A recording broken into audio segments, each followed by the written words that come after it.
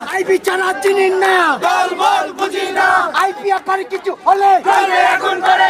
পৌনে ৬টায় শহরের দেওভোগ এলাকায় তার নিজ বাসভবন চুনকা কুটির থেকে গ্রেপ্তার করা হয়। এ সময় বাড়ির আশেপাশে তার বিপুল সংখ্যক সমর্থক আইবি সাজগুজ করে গ্রেপ্তারের জন্য বেরিয়ে আসছেন। পুলিশ খোশ গল্প করছে, চা খাচ্ছে, কফি খাচ্ছে। এগুলো কেন হয়েছে জানেন? এই সরকারের কিছু কিছু উপদেষ্টারা রিফাইন আওয়ামী লীগ করার স্বপ্ন দেখছে। কেন তাকে গ্রেপ্তার করতে গিয়ে এই নাটক করা হলো? আসসালামু আলাইকুম দর্শক, দেশ ও দেশের বাড়ি থেকে যারা এই মুহূর্তে ভিডিওটি ওপেন করেছেন সবাইকে অসংখ্য অসংখ্য ধন্যবাদ। দর্শক, প্রথমেই আপনারা শিরোনাম দেখেছেন, এখন দেখবেন বিস্তারিতর প্রথম অংশেই আপনারা দেখেছেন সেলিনা হায়াতকে কত কৌশলে কত যন্ত্রণা করে গ্রেপ্তার করেছেন। কিন্তু এখানে নতুন করে মুখ খুলেছেন ভিপি নূর বলছেন যে এই সরকারের কিছু উপদেষ্টা ইচ্ছে করে আওয়ামী লীগ করার জন্য তারা এভাবেই সেলিনা হায়াতকে কষ্ট না দিয়ে গ্রেপ্তার করে। এর মধ্যে অনেক কিছু লুকিয়ে আছে। কেনই বা ভিপি নূর এমন মন্তব্য তুলে ধরেছেন তা জানতে আমাদেরকে পুরো বক্তব্য শুনতে হবে ভিপি নূরের। আইবি সাজগুজ করে গ্রেপ্তারের জন্য বেরিয়ে আসছেন। পুলিশ খোশ গল্প করছে, চা খাচ্ছে, কফি খাচ্ছে। এগুলো কেন হয়েছে জানেন? এই সরকারের কিছু কিছু উপদেষ্টারা রিফাইন আওয়ামী লীগ করার স্বপ্ন দেখছে। কেন তাকে গ্রেপ্তার করতে গিয়ে এই নাটক করা হলো? আইবি ব্যক্তিগতভাবে ভালো মন্দ আমি সেই বিষয়ে যাচ্ছি না। সবচেয়ে বড় কথা, তিনি তো আওয়ামী লীগের পারপাস সার্ভ করেছেন গত 16 বছর। আইবিকে যখন গ্রেপ্তার করতে গিয়েছে, আপনারা নাটক লক্ষ্য করেছেন, নাটকের আপনার চিত্রায়ন দেখেছেন, সুন্দর অ্যাক্টিং। পুলিশ গ্রেপ্তার করতে গেছে, পুলিশ খোশ গল্প করছে, চা খাচ্ছে, কফি খাচ্ছে।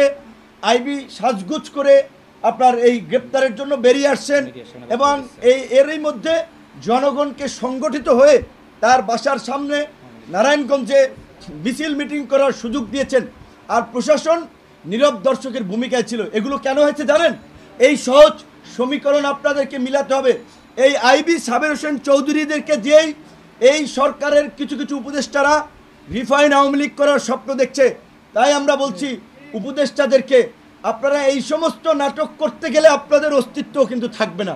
আইবিকে গ্রেপ্তারের কেন তাকে গ্রেপ্তার করতে গিয়ে এই নাটক করা হলো? কেন আইবির সমর্থকদেরকে এই মিছিল মিটিং করে এই পরিবেশ তৈরি করতে দেওয়া হলো? দেখানো হয়েছে যে আইবি ইজ ভেরি পপুলার, তাই আইবিকে দিয়ে আমরা আওয়ামী লীগ রিফাইন করবো, আওয়ামী লীগকে নির্বাচনে নেব। সাবের হোসেন চৌধুরীর বিদেশি কানেকশন, তিনি ইন্টার পার্লামেন্টারি ইউনিয়নের নেতা ছিলেন, এই কারণে তাদেরকে মুক্তি দেওয়া হয়েছে। এই সমস্ত ঘটনায় আমরা লক্ষ্য করছি কিছু আমাদের অ্যাক্টিভিস্টরা শুধু আসিফ নজরুল সাহেবকে আপনার দোষী সাব্যস্ত করছেন, কিন্তু প্রকৃত অর্থে এই জন্য যারাই অভিযুক্ত, সে যে আসিফ নজরুল হয় অবশ্যই তার আমরা বিরুদ্ধে বলবো, কিন্তু আসিফ নজরুলকে শুধু একা টিগারে রাখলে আপনার টার্গেট করলে হবে না। প্রকৃত অর্থে যারা এই আওয়ামী পুনর্বাসনে জড়িত, গণহত্যাকারীদের রক্ষায় জড়িত, এই আওয়ামী লীগের দোসরদের ব্যবসা বাণিজ্য এখনও টিকিয়ে রেখেছে, কোন কোন উপদেষ্টা আমাদেরকে খুঁজে বের করতে হবে, তাদের বিরুদ্ধে আমাদেরকে নামতে হবে। এবং প্রধান উপদেষ্টা আমরা শুনেছিলাম সোমবার জাতীয় সংলাপ ডাকার কথা।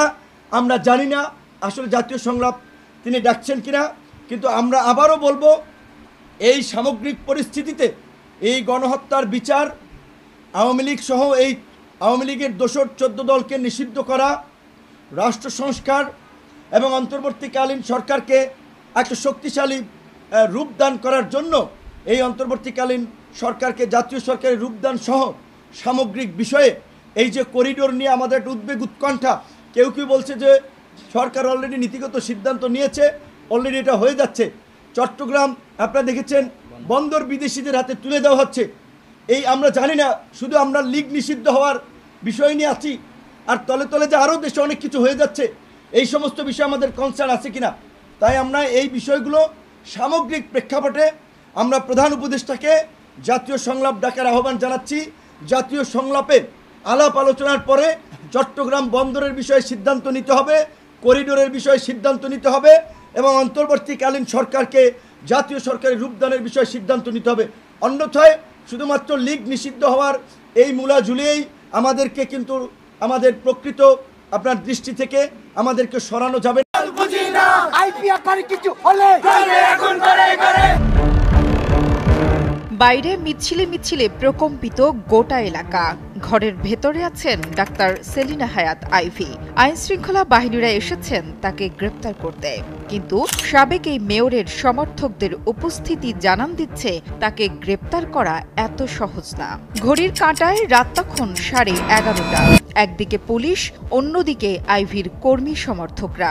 সব মিলিয়ে পুরো পরিস্থিতি গুমোট। এরই মধ্যে ভেতর থেকে সাবেক এই মেয়র জানালেন তাকে গ্রেপ্তার করতে হলে অপেক্ষা করতে হবে সকাল অবধি। আসুক, আমরা অফ করবো, ভালো পরিস্থিতি যেটা দিনের বেলা ছাড়া যাইতে দিব রাত গভীর হওয়ার সাথে সাথে হয়তোবা শঙ্কাও বাড়ছিল আইভিকে গ্রেপ্তার করতে আসা পুলিশ সদস্যদের মাঝে। বাইরে এত কর্মী সমর্থকদের ভিড়ে আনা হলো বাড়তি আইন শৃঙ্খলা বাহিনীর সদস্যদের। এভাবেই মিছিলে মিছিলে কেটে গেছে সারা রাত।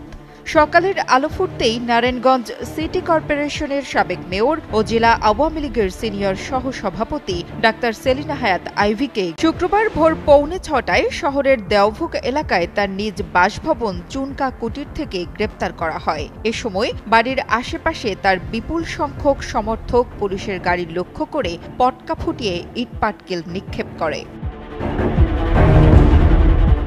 বৃহস্পতিবার রাত 11:30টার দিকে আইভিকে গ্রেপ্তার করতে নারায়ণগঞ্জ সদর থানার পুলিশের একটি দল দেওভোগ এলাকায় অবস্থিত আইভির বাসভবনে প্রবেশ করতে চাইলে এলাকাবাসীর বাধার মুখে পড়ে। এ সময় আইভির বাড়ির প্রধান ফটক অবরোধ করে তার মুক্তির দাবিতে নানা স্লোগান দেয় কর্মী সমর্থকরা। এ সময় আইভির বাড়ির দিকে যাওয়ার 4টি রাস্তায় বাস, ঠেলাগাড়ি, ভ্যানগাড়ি ফেলে সড়ক অবরোধ করেন আওয়ামী লীগের নেতাকর্মী ও আইভির সমর্থকরা। তার গ্রেপ্তার ঠেকাতে আশেপাশের এলাকার মসজিদের মাইকে ঘোষণা দিয়ে জড়ো হতে থাকেন নেতাকর্মীরা। এ সময় পুরো এলাকা ঘিরে ফেলার ফলে বাড়ির ভেতরেই গ্রেপ্তার করতে আসা পুলিশের দলটি আটকা পড়েন। রাত 12টার দিকে পুলিশের অতিরিক্ত ফোর্স আসে ঘটনাস্থলে। রাত ভর আইভির কর্মী সমর্থকদের সঙ্গে আলোচনার পর ভোরে পুলিশের ঊর্ধ্বতন কর্মকর্তারা বাড়ির ভেতরে প্রবেশ করে। তবে আইভির রাতের সময় গ্রেপ্তার করার বিষয়টি অস্বীকৃতি জানালে রাতভর অপেক্ষা করে সকালে তাকে গ্রেপ্তার করে পুলিশ। সিদ্ধিরগঞ্জ থানার বৈষম্য বিরোধী মামলা নম্বর 3924, এটা মিনারুল হত্যা মামলার সাথে বিস্ফোরক আইন আছে। এই মামলায় নারায়ণগঞ্জের সিটি কর্পোরেশন সাবেক মেয়র সেলিনা হায়াত আইভিকে গ্রেপ্তার করছে। অদ্য কিছুক্ষণ আগে তাকে আদালতে তোলা হয়। আইনের আবেদনের প্রেক্ষিতে আদালতে তোলা হয় এবং বিজ্ঞ আদালত জনাব মাইনুদ্দিন কাদের স্যার, বিজ্ঞ সিনিয়র জুডিশিয়াল ম্যাজিস্ট্রেট, তাকে জেল হাজতে প্রেরণের নির্দেশ দেন। এদিকে গ্রেপ্তার করার সময় সেলিনা হায়াত আইভি প্রশাসনের কাছে প্রশ্ন রেখে জানতে চেয়েছেন তিনি কারো ওপর জুলুম করেননি, কাউকে হত্যা করেননি, চাঁদাবাজিও করেননি। তাহলে মিথ্যা মামলা দিয়ে কেন তাকে গ্রেপ্তার করা হলো? কি কারণে? আমি কি কোনো জুলুমবাজ? আমি কি হত্যা করেছি? আমি কি চাঁদাবাজি করেছি? আমি কি নারায়ণগঞ্জ শহরে এমন কোনো রেকর্ড আমার আছে যে আমি কোনোদিন কোনো বিরোধী দলকে আঘাত করেছি? তাহলে কিসের জন্য, কি কারণে, কোন ষড়যন্ত্রের কারণে, কার স্বার্থে আমাকে অ্যারেস্ট করা হলো?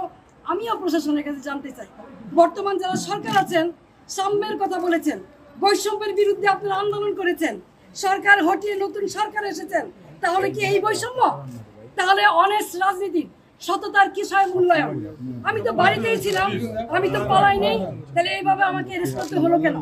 সেই জবাব জনগণের কাছে চাই, জনগণই দিবে ইনশাআল্লাহ। জয় বাংলা। সেলিনা হায়াত আইভি 2003 সালে বিএনপি জোট সরকারের আমলে প্রথম নারায়ণগঞ্জ পৌরসভার চেয়ারম্যান নির্বাচিত হন। এরপর 2011 সালে নারায়ণগঞ্জ সিটি কর্পোরেশনের প্রথম নির্বাচনে শামীম ওসমানকে লক্ষাধিক ভোটে হারিয়ে দেশের প্রথম নারী মেয়র নির্বাচিত হন। গণ অভ্যুত্থানের মুখে আওয়ামী লীগ সরকারের পতনের পর গত 19 আগস্ট দেশের বাকি সিটি কর্পোরেশনগুলোর মতো টানা 3 বার নির্বাচিত সিটি মেয়র আইভিকেও অপসারণ করে অন্তর্বর্তীকালীন সরকার। এদিকে ভিবিনুরের এই বক্তব্যে যতটুকু জানা যায় যে বর্তমানে এই অন্তর্বর্তীকালীন সরকারের উপদেষ্টারা অবশ্যই একে সহযোগিতা করছে, এজন্য এতদিন তাকে গ্রেপ্তার করা হয় নাই। এখন নতুন করে দল নিষিদ্ধ করে আবারও গ্রেপ্তার করার আদ্য